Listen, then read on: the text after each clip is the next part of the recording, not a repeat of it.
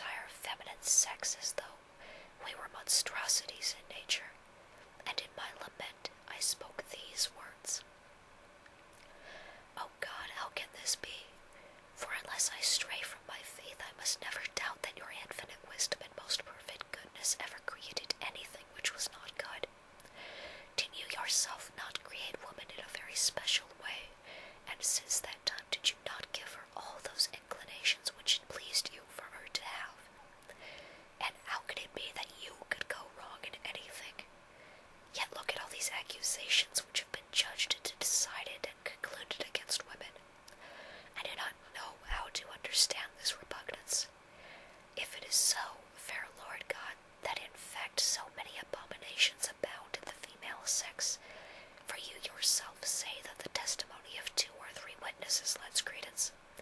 Why shall I not doubt that this is true? Alas, God, why did you not let me be born in the world as a male, so that all my inclinations would be to serve you better, and so that I would not stray in anything and would be as perfect as a male is said to be?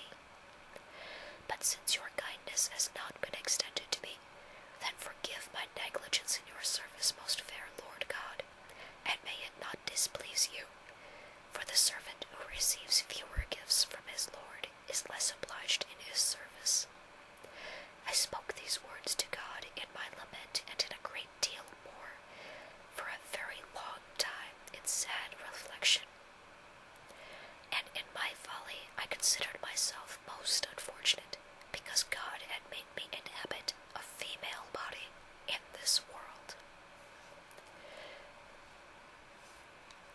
And that's section 1. Next time, section 2, which begins what we would call